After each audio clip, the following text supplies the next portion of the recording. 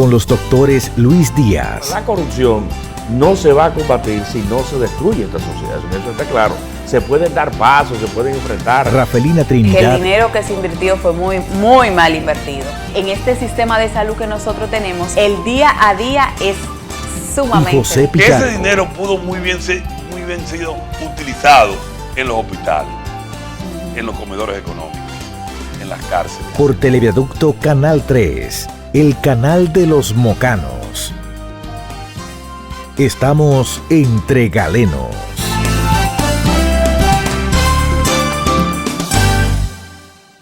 Buenas noches, amigos televidentes. Desde Televiaducto, Canal 3, el canal de los mocanos, una nueva entrega semanal de Entre Galenos. Entre Galenos, el programa más completo y diferente de la televisión, su canal abierto al debate para las incertidumbres que en materia de salud individual y colectiva tienen todos y cada uno de ustedes. Bueno, esta noche tenemos un programa especial. Un programa que vamos a hablar de medicina nada más, para que no digan que los galenos hablan de otra cosa que no es medicina. Hoy vamos a hablar puramente, va a ser un programa puramente médico. Así que esperamos que sea del agrado de todos ustedes. Y recuerden que para usted tener una perspectiva latinoamericana de lo que pasa en el mundo, Telesur, en este mismo sistema de cable, en el canal 104, usted sintoniza a Telesur y tendrá una perspectiva latinoamericana de lo que pasa en el mundo. Asimismo, recuerden que estamos recomendando que vaya a Telegram. Entérese por Telegram lo que no le están permitiendo enterarse por YouTube, por Google, alrededor de lo que pasa en el mundo, sobre todo en la región de Ucrania. Así que usted entra a cualquier buscador, baja Telegram, a su celular, a su computadora, y ahí usted podrá tener acceso a todos los sitios de noticias que están restringidos ahora mismo por los grandes medios, YouTube, Google, Instagram. Así que baja Telegram. Y recuerde que estamos en YouTube, esa red social de video. Ahí usted puede ver programas completos o segmentos interesantes, programas anteriores, que si quiere usted volver a ver el programa, recomendarle a un amigo, bueno, pues usted nos puede ver en YouTube. Y recuerde también, amigos, que estamos ahora mismo en vivo a través de la red social de Facebook. Esa importante red social, ahora mismo estamos en vivo para que la gente que nos ve en sitios donde el canal no llega, pues estamos ahora en vivo. Bien, amigos, vamos al contenido del programa y esta noche pues vamos a la sección de Educación Ciudadana. Vamos a Educación Ciudadana que la semana pasada se estuvo celebrando en todo el mundo el Día Mundial de Llamada de Atención sobre el cáncer de cuello uterino. Aquí hemos tenido participación de algunos ginecólogos, sobre todo la última vez el doctor Abel Santana, que habló bastante sobre el tema, pero es buena y propicia la ocasión para reiterar un tema que está dando muchos problemas en el mundo, pero que se puede prevenir, que se puede curar y que es muy importante que las mujeres conozcan sobre esto. Miren ustedes este video.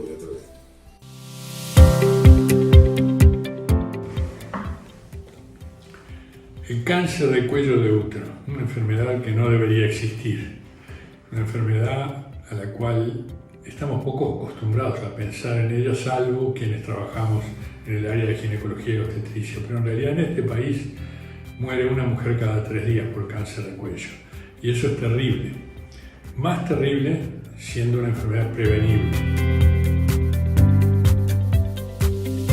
Y la prevención está al alcance de todo el mundo. En realidad, prevención es un término muy genérico. Hay prevención primaria, que es la que se hace antes de que exista la enfermedad. Hay prevención secundaria, que es la que permite detectar la enfermedad en sus primeras etapas. Y hay prevención terciaria, que es parte del tratamiento que permite evitar que el cáncer lleve a consecuencias muy serias, incluida la muerte. Esa prevención se hace con el preservativo. Es verdad que una pareja que se conozca de hace mucho tiempo y que sepa que los dos son fieles, que no hay posibilidades de contagio por una nueva relación ocasional, podrían con el tiempo abandonar esta costumbre y tener relaciones sin preservativo. Pero es tan frecuente en esta época, especialmente en jóvenes, La relación ocasional, porque se dio al momento, porque se participó de una fiesta, no en esta época en la cual hay que cuidarse y no participar en fiestas, pero en otro momento, y hay un conocimiento, un acercamiento, en ese caso las relaciones deben ser siempre con preservativo. Y dado que la mujer es la que padece cáncer de cuello, es la mujer la que debe exigir el uso del preservativo desde el comienzo de la relación, porque lo que hace que se produzca el cáncer de cuello es el contacto de piel a piel y no solamente el final de la relación con el eyaculado. El HPV es el virus que provoca el cáncer de cuello del útero y se transmite por las relaciones sexuales, de manera que es prudente que estén vacunadas las mujeres, no necesariamente como se decía antes, desde muy jóvenes antes de tener relaciones. Se puede hacer en edades superiores, pero es importante vacunarse. Sin embargo, eso no significa que hay que abandonar el preservativo, especialmente cuando no se conoce lo suficiente a la pareja, porque la vacuna es una muy buena prevención, pero sin embargo no cubre absolutamente todos los virus, que son varios, no es solamente uno.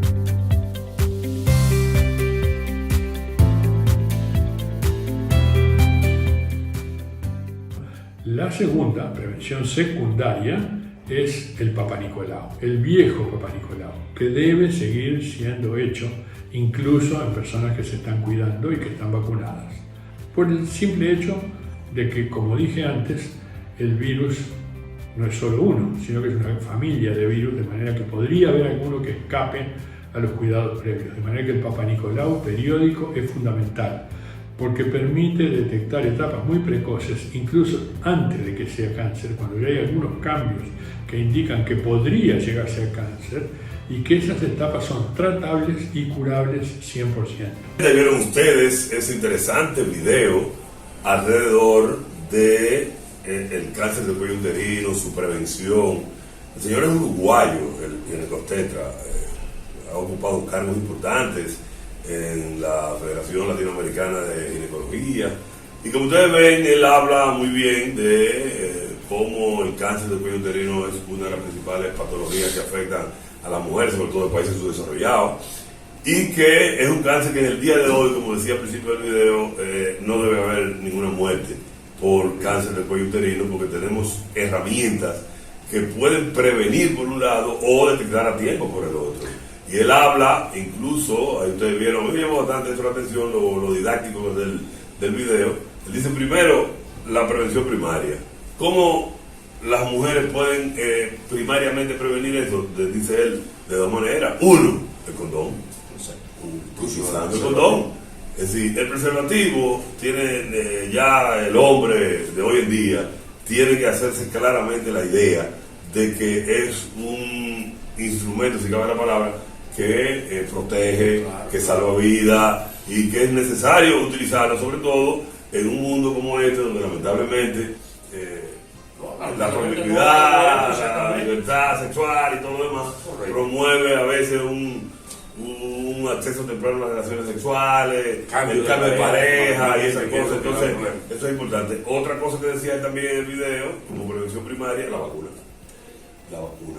Es decir, la vacuna definitivamente, y mira que yo tuve yo recuerdo que yo tuve discusiones. Tengo que investigar. No, yo tuve discusiones muchísimas. Yo todavía tengo. Pero no, ya hay estudios que hablan. Pero, hay estudios que hablan claramente que a las principales cepas productoras de cáncer asociadas a VIH, claro, que la vacuna la previene. Lo importante es que todavía. Incluso la está recomendando un hombre.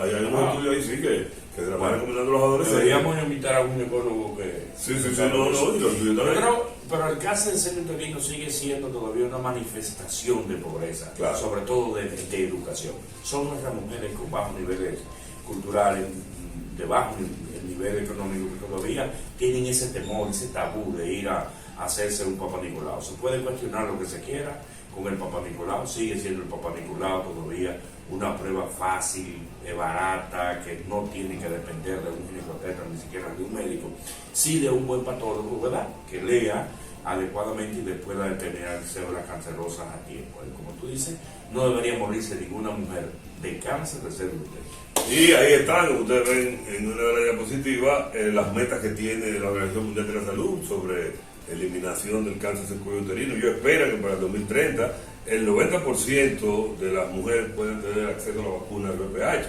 ojalá fuera así, y que el 70% de las mujeres pudieran estar haciéndose un cribado siempre de Papa Nicolau en este caso, y que alrededor del 90% de las mujeres identificadas con enfermedad puedan recibir tratamiento temprano y a tiempo. Educación sexual sigue siendo también otro pilar del programa que hay que educar a nuestros niños en sentido, a niños y niñas en el primero el sexo, entender lo que es una parte natural, es un disfrute natural del ser humano, pero tiene que hacerse con responsabilidad. ¿De acuerdo?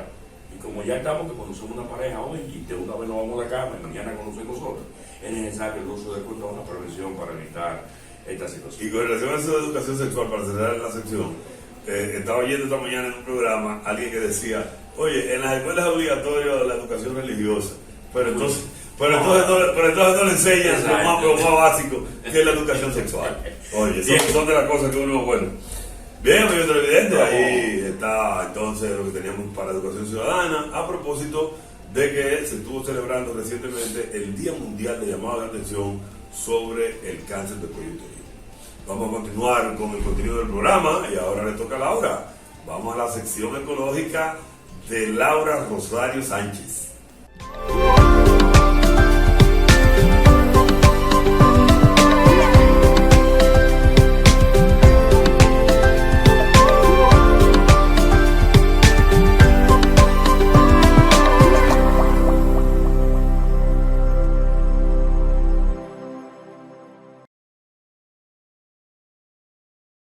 Hola a todos y todas, nos encontramos una vez más en su sección medioambiental de su programa Entre Galenos en Televiaducto Canal 3, el canal de los mocanos, con esta servidora Laura Rosario. El día de hoy les tengo un tema que les va a encantar, se los traigo desde mi dulce hogar, desde el kiosco de mi casa, precisamente porque es un tema que tiene que ver con algo propio de los mocanos. Nuestra ciudad de Moca es muy famosa por su yuca, que es uno de nuestros símbolos de identidad, así como también por nuestra vasta producción agropecuaria. Nuestras tierras mocanas han sido consideradas desde siempre como un tesoro para nosotros los mocanos y en general para la producción agrícola, ya que estas tierras mocanas producen de todo con la mejor calidad y están en peligro de extinción, digámoslo así, por eso es el tema de hoy. No sé si ustedes se han fijado que desde hace un tiempo estas tierras son ganadas cada vez más para urbanizaciones, para complejos, para barrios, para casas, en vez de dedicarlo a la agricultura. Por tales razones es el video del día de hoy, porque es una preocupación mía y creo que de muchos mocanos de que urge una ley de ordenamiento territorial y uso de suelo para proteger estas tierras de la demarcación y de que se estén utilizando una tierra negra tan productiva solamente para hacer casas y apartamentos. El camino de la fertilidad de nuestras tierras para alimentar a Moca, para alimentar al país con nuestros vegetales, con nuestros rubros agrícolas, pasará a la historia. Quedará en el olvido porque estamos desaprovechando una de nuestras mejores virtudes, que es nuestra tierra, para construir apartamentos, para construir urbanizaciones, y estamos desaprovechando esa identidad que nos considera como seco, sacudido y medio por buen cajón.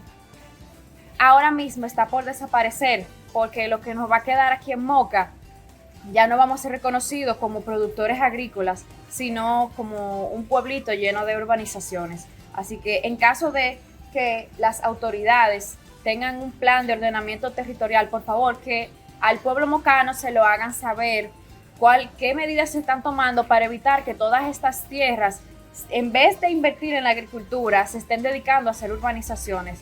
Así que yo espero que en caso de que no se haya tomado esta parte en cuenta, que por favor las autoridades, Pedro García, nuestro regidor ambientalista, que nos reporten qué es lo que está sucediendo, qué es lo que está pasando con nuestras tierras mocanas y por qué que se está llenando el Moca de urbanización en vez de nosotros ver un desarrollo agrícola que debería ser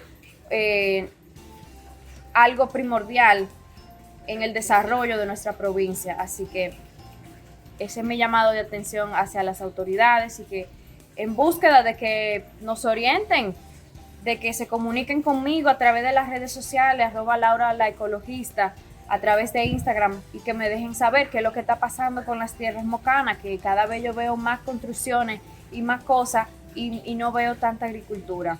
Así que bueno, espero que le haya servido de reflexión el video de hoy y nos vemos en una próxima.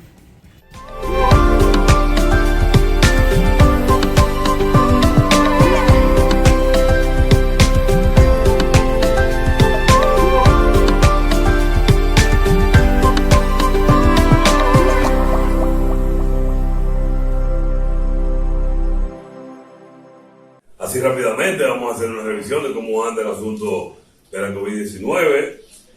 Ahí tengo el último informe, bueno, el de anoche, de la Johns Hopkins.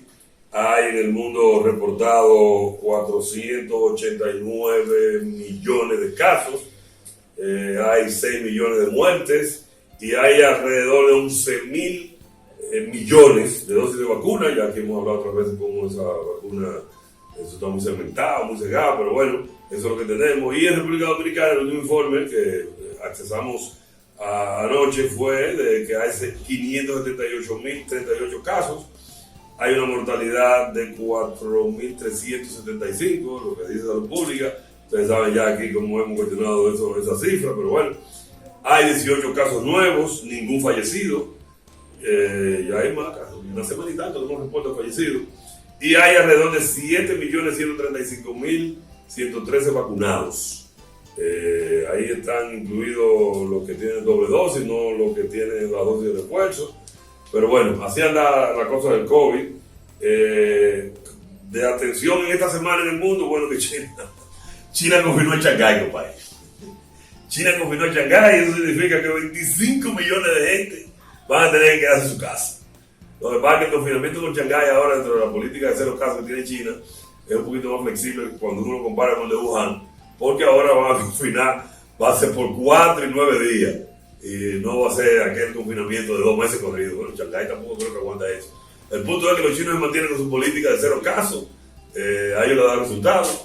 Pero cada día se está cuestionando más eso de cero casos, sobre todo en una variante como la Omicron, que tiene, entre comillas, tan poca mortalidad y que se ha comportado de manera tan benigna. Pero los chinos no cogen por. Ellos dicen que es cero casos y siguen con eso. A tal grado de que tiene cerrada la segunda ciudad la más importante comercialmente y la segunda ciudad política en importancia allá, que es Shanghái. Y como dato interesante también, la OMS incluyó en esta semana al Molnupiravir, que es un antiviral, y unos estudios ahí que presentaron en el Lancet mostraban la eficacia de 3 días prácticamente revertir los síntomas de los casos leves, de leve a moderado, sobre todo en pacientes que puedan tener la posibilidad de complicarse. Ha dado muy buenos resultados. Aquí, como la epidemia ha estado tan reducida, no sé, bueno, tal vez las autoridades ni ninguna farmacéutica se anime a traer el medicamento, que asumo que debe tener un costo alto, pero ya por lo menos sabemos que cada día están apareciendo fármacos que son capaces de cortar la progresión de la enfermedad, sobre todo en pacientes vulnerables. De parte nuestra, ustedes saben, siempre mantener lo de que la mascarilla en lugares donde haya concentración de mucha gente, en lugares cerrados, en los sitios de salud, ahí hay que seguir usando. Hay que seguir usando porque todavía, si bien hemos tenido hasta ahora con estos números que da la autoridad un control importante de la pandemia, todavía quedan casos. Y entonces hay que seguir, por lo menos en esos sitios, utilizando la mascarilla de distancia. Bien, amigos televidentes, vamos entonces, tal y como le habíamos prometido, a hacer un programa de salud, un programa de medicina, un programa donde hoy ya ustedes ven que es medicina pura lo que hemos hablado. Y ahora toca un tema que la verdad que sí que es interesante. A mí me llamó mucho la atención porque lo vi en la semana y fue una polémica. es una polémica que todavía anoche estaba mirando a algunos de los que participan en ella dando opiniones. Y nos estamos refiriendo, amigo televidente, a la situación que se ha creado con la posición del Colegio Médico Dominicano y las autoridades de implementar residencias médicas en diferentes hospitales provinciales de todo el país, con el fin de, según ellos, paliar el déficit de especialistas que hay. Según estuve mirando, uno de los argumentos que daban es que los médicos no quieren irse al interior del país y que si tú lo formas en un hospital de provincia, pues ellos podrían, con una serie de situaciones tal vez familiares, personales, sociológicas, identificarse con ese sitio donde ellos se forman y pudieran quedarse en esa provincia a ejercer medicina, y entonces ya sería un especialista que tendría esa provincia. Por el otro lado, han aparecido voces disidentes que cuestionan esa posición del Colegio Médico y de las autoridades de salud, donde señalan que realmente aquí no hay condiciones, los hospitales provinciales no tienen condiciones para embarcarse en un programa de residencias médicas, es decir, un programa que forme especialistas en diferentes áreas de calidad y que puedan pues quedarse en esos sitios y paliar un poco los déficits que nosotros tenemos.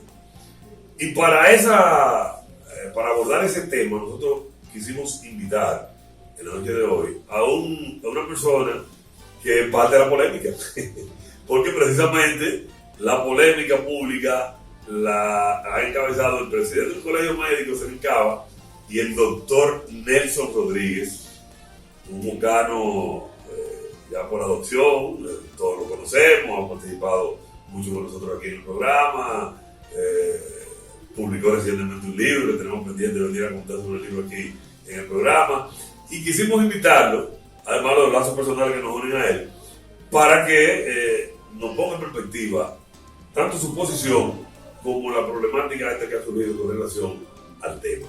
Así que, buenas noches, Nelson. Buenas noches, José Miguel. Buenas noches a los amigos televidentes. Pues como muy bien has introducido, pues el debate parte de la propuesta del Colegio Médico, vayan o se queden en los municipios y provincias del interior del país. Entonces, el tema del hospital Toribio Benjamín, ¿verdad? No tiene condiciones para albergar la formación, a mi entender, de ninguna de las especialidades. ¿Y qué resulta? Que cuando nosotros revisamos, este es un hospital provincial, pero por ejemplo, el Hospital Bogar de Mao es un hospital regional. El Hospital Jaime Mota de Barahona es un hospital regional. El Hospital Cabral de Alejandro Cabral de San Juan es un hospital regional. Ahora, ¿realmente tienen estos hospitales la capacidad resolutiva que debe tener un hospital regional? Yo les puedo decir a ustedes que conozco prácticamente todos los hospitales del país, que esos hospitales llamados regionales y ocasionalmente también llamados hospitales universitarios, porque es otro tema. Aquí cualquier hospital es un hospital universitario. Entonces, no tienen diferencia con el Hospital Toribio Benjamín.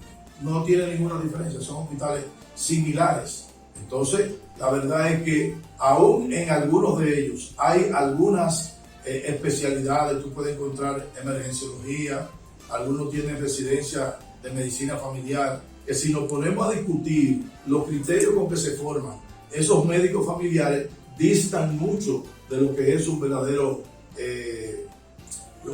médico familiar. Incluso yo recuerdo el hospital de Barahona, que por esas cosas como se inician por la decisión de una persona de establecer residencia médica, se estableció ahí una residencia y resulta que una residencia de medicina familiar no tenía un solo docente que fuera médico familiar. Como consecuencia, ¿qué es lo que se forma? Médico en el ámbito clínico, que tiene una connotación muy diferente al médico familiar, que tiene una visión holística de lo que es la salud, donde prima la promoción, la prevención, desde luego la parte asistencial, pero esos médicos familiares nunca siquiera hicieron una rotación por el área comunitaria, de modo que no son médicos familiares. Entonces, esa es la situación que tenemos nosotros.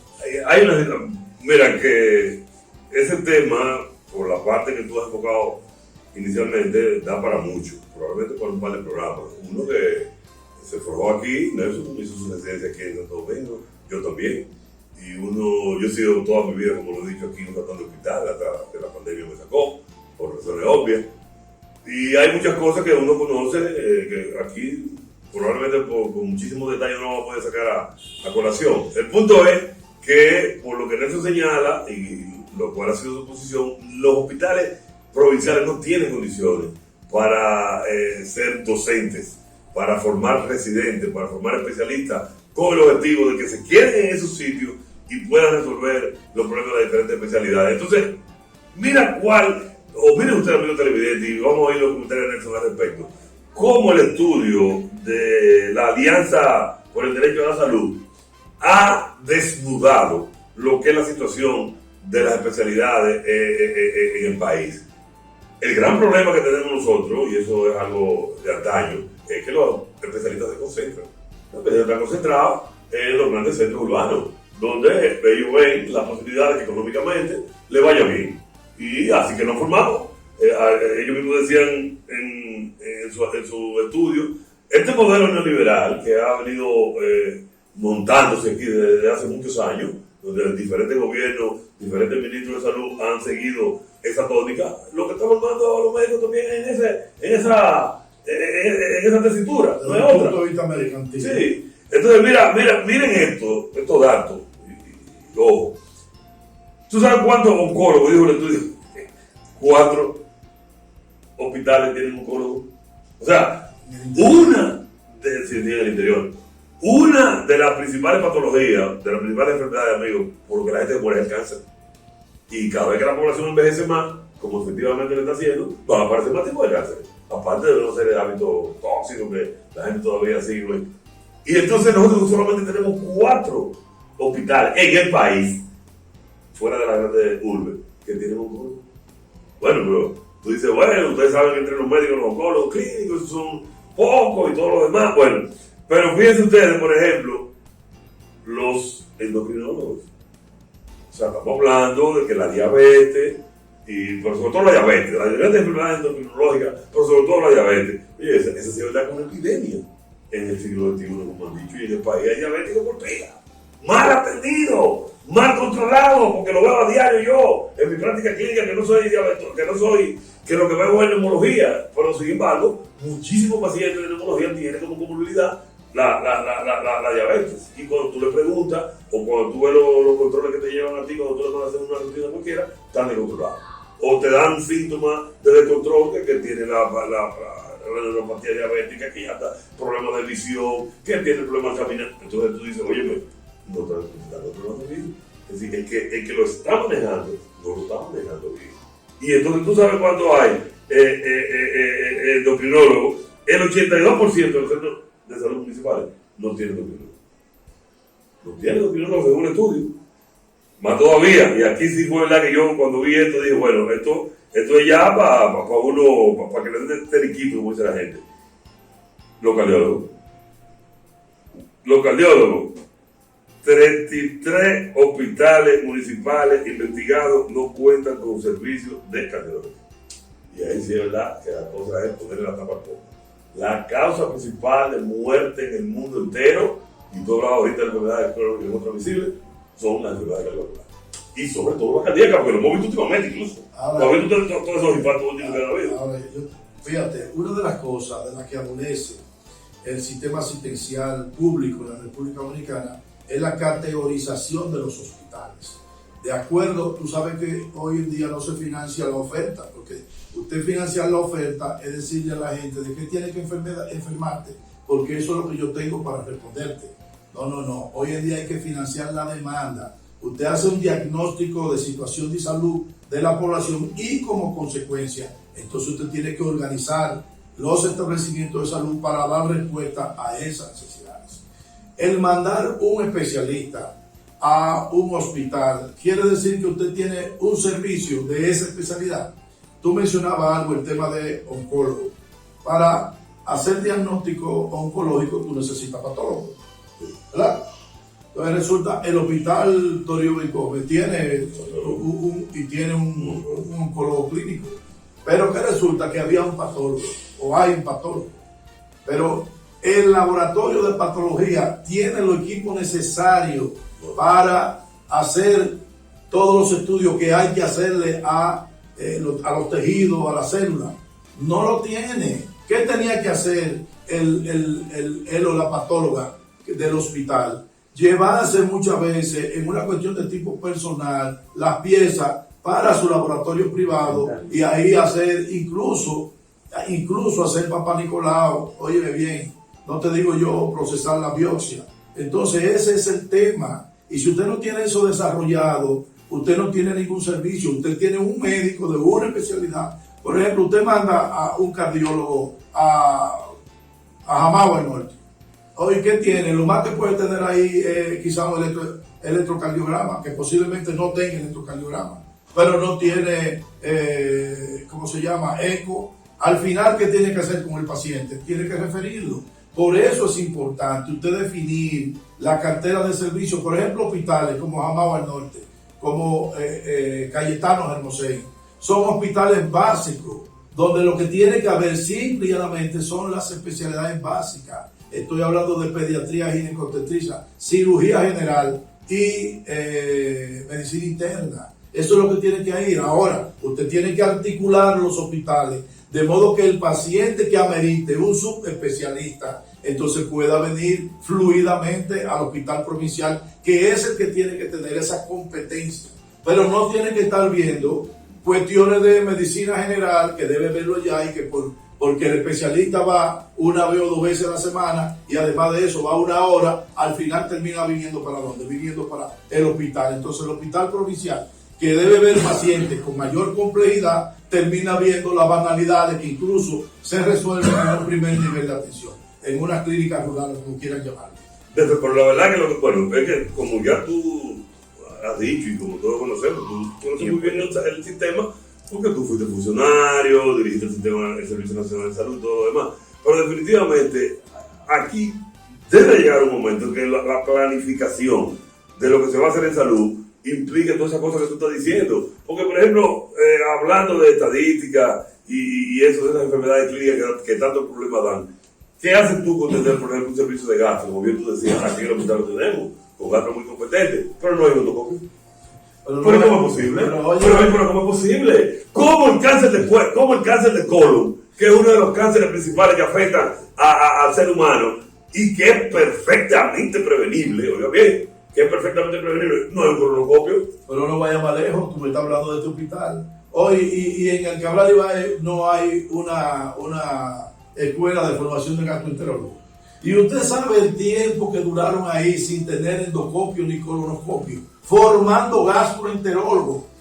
Yo quiero que me digan a mí si hay posibilidades de formarlo adecuadamente, si en esos instrumentos indispensables hoy en día para hacer diagnóstico. Es decir, vamos a montar una escuela de gastroenterología, por ejemplo, en cualquier hospital, porque yo estoy hablando del Cabral Ibae, que es un hospital que tiene pero décadas. Por ser de La Vega, por ser de aquí, por ser de Mao, de Puerto Plata. Pero óyeme, esos son instrumentos dentro del área de gastroenterología indispensables. Olvidémonos de una escuela de formación. Pero para un gastroenterólogo, atender adecuadamente al paciente y hacer diagnóstico preciso, necesita esos instrumentos. Entonces vamos a llevar ahí una carrera de formación de especialistas. ¿Qué es lo que están viendo? Hoy en día hay mucho cuestionamiento con los especialistas que están viniendo de Cuba, y Cuba tiene tradición de formación de especialistas. Ahora, Cuba está atravesando por una crisis económica que hoy en día los hospitales, en términos de tecnología, prácticamente están obsoletos. Y cuando vienen aquí, entonces, esos especialistas formados en Cuba están desfasados porque, desde el punto de vista de tecnología, nosotros aventajamos hoy en día a Cuba. Entonces, esas son las cosas. Si conociendo eso, nosotros vamos a propiciar que se formen especialistas y es importante hacer una diferenciación entre lo que es un profesor y lo que es un maestro. Del maestro se aprende, el profesor enseña. Cuando yo digo que se aprende, es que en las escuelas de formación de profesionales no solamente está el elemento puramente técnico, sino también el elemento ético-moral en el ejercicio de la profesión. Y hoy en día, saliendo de esas escuelas, hay mucho que desear de ese comportamiento. Tú también lo decías, es decir, bueno, estamos en un contexto de políticas económicas neoliberales donde se privilegia el individualismo sobre el colectivo, donde es más importante lo que usted tiene que lo que usted es. Entonces eso también lleva, y uno tiene que analizarlo en ese contexto, a que muchos médicos lo que estén buscando la forma de aumentar sus ingresos. Ahora bien, el quid del asunto, espérate, para yo decirte, el quid del asunto es, y es verdad que un médico especialista prefiere estar en la grande urbe deambulando porque ya es un mercado que está congestionado en muchísimas especialidades y que no encuentran la forma de integrarse al mercado laboral, que ir a un municipio o una provincia. Es verdad que ellos prefieren eso, no. Lo que pasa es que lo que hay que crear son las condiciones económicas, sociales, donde se va a trasladar posiblemente con su familia, donde no tiene vivienda. Es decir, ¿qué le puede quedar a ese médico donde el ejercicio privado es muy escaso, por no decir inexistente en muchos municipios? Es decir, ese médico prácticamente se va a dedicar al ejercicio público. Entonces no es verdad que con ese salario se va a ir ahí. ¿Qué va a pasar en la educación de sus hijos? Entonces todas esas cosas hay que verlas.